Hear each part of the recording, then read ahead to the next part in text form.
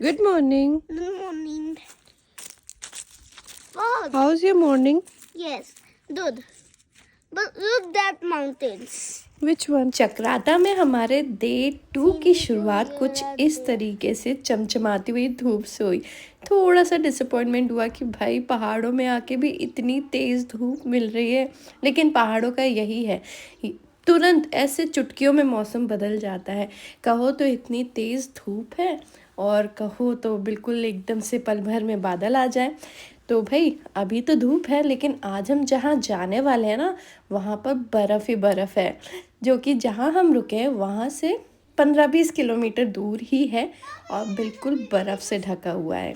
और छुट्टियों में गए हैं तो आराम आराम से सब चल रहा है, आराम से तैयार होंगे, फिर थोड़ी बहुत पेट पूजा अगेन हम लोग जो लेकर आए हैं ना तैयारी करके, उसका अच्छे से एक्सपेरिमेंट करेंगे ताकि आगे चल के जो बनाने वाले हैं, कैंपिंग करने वाले हैं, उसमें बिल्कुल भी फेल ना हो।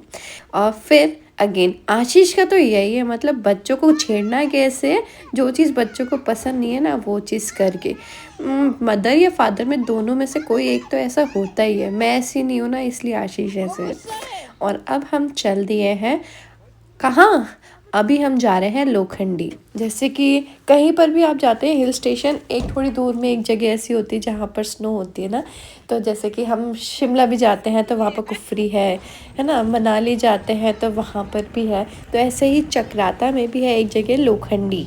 हम वहाँ जा रहे हैं और वहाँ देखिए पहुँचते ही इस तरीके से बर्फ़, और जब बर्फ़ स्टार्ट हो जाती है ना तो वहाँ पर रोड में ना ब्लैक आइस होने लगती है, तो गाड़ियाँ आगे नहीं जा पाती हैं। इसलिए हमारे ड्राइवर भैया ने बोला कि भाई मैं रिस्क बिल्कुल भी नहीं लूँगा, मैं बिल्कुल भी आगे नहीं जाऊँगा। खैर रिस्क हमें भी बिल्कुल भी नहीं लेनी थी, बिल्कुल बिल्कुल भी नहीं, क्योंकि हम पूरी फैमिली के साथ आए हैं और फैमिली के साथ नो रिस्क।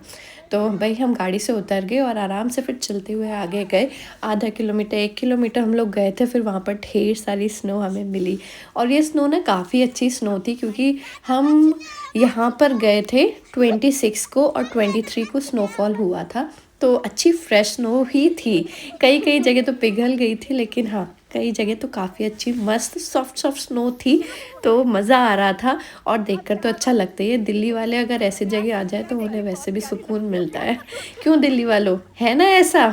आज सुबह के मैं अपने सपने के बारे में इन लोगों को बता रही हूँ कि मैंने ना सपने में स्नोफॉल देखी, बहुत ही प्यारी लग रही थी। तो वही इसलिए हंस रहे हैं कि भाई सपने में तो देख ली, इसलिए अभी नहीं मिल रही है। और रियांश को तो बहुत मज़ा आ रहा था, वो स्नो के बॉल्स बना के हम सबको मार रहा था। और अंशिका क्योंकि बड़ी बहन है तो कुछ कहती नहीं है, तो अंशिका को बस छेड़ता रहता है इशू।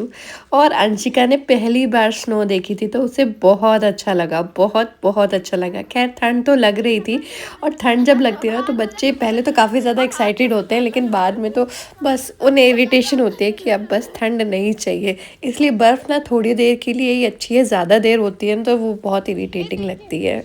आपके साथ ना एक चीज़ का ज़िक्र करना चाहूँगी।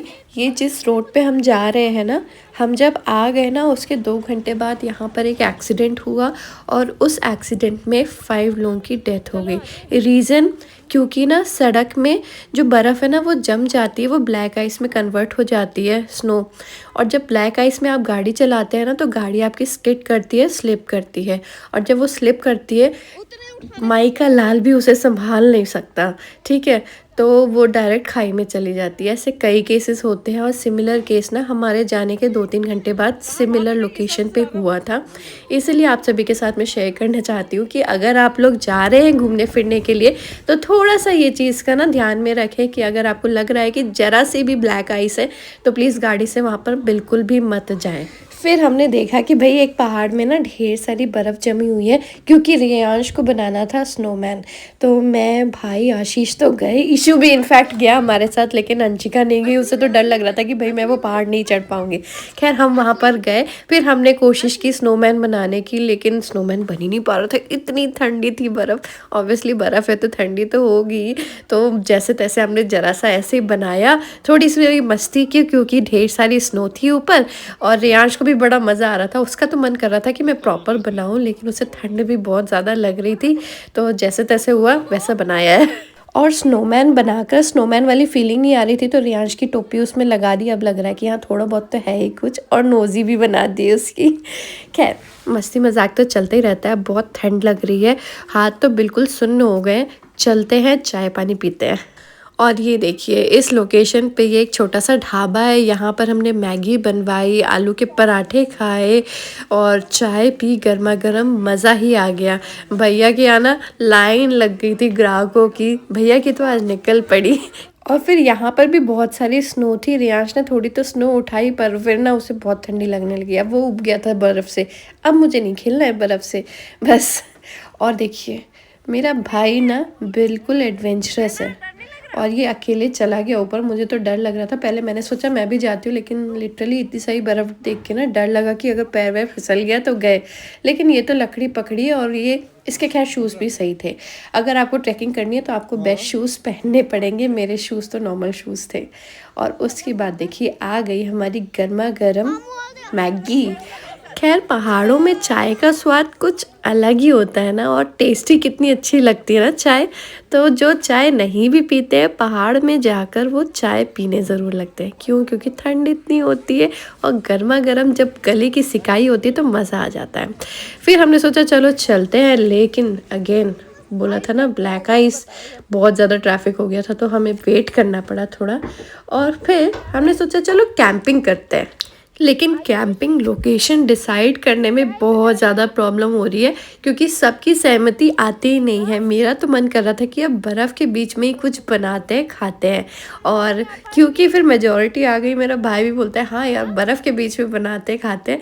तो फिर बस क्या था, मम्मी पापा भी बोल रहे चलो चलते हैं। फिर हम सब चले। यहाँ पर देखिए इतनी सारी बर्फ़ है और मस्त बर्फ़ के बीच में बनाएंगे गर्मा गर्म पोहे, गर्मा गर्म चाय और एंजॉय करेंगे।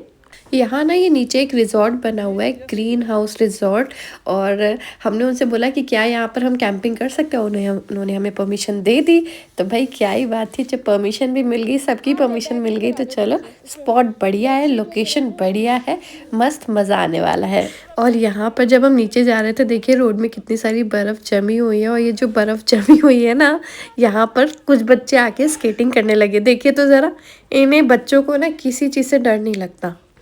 और रियांश पता है मुझसे क्या बोल रहा है, आप डरपोकी हो, आप डर रही हो, मेरे को छोड़ दो मैं चला जाता हूँ। लेकिन भाई मेरे से नहीं छोड़ा गया कि मैं उसको छोड़ दूँ और वो चला जाए। लेकिन ये देखिए बच्चे किस तरीके से यहाँ पर आके स्केटिंग कर रहे हैं। स्केटिंग क्या बोलते हैं, मैं तो ऐसे फिसल के ही नीचे चला जाऊँगा। फिर हम आए नीचे। यहाँ पर हम सब ने मिल के बनाया गर्मा गर्म पोहा।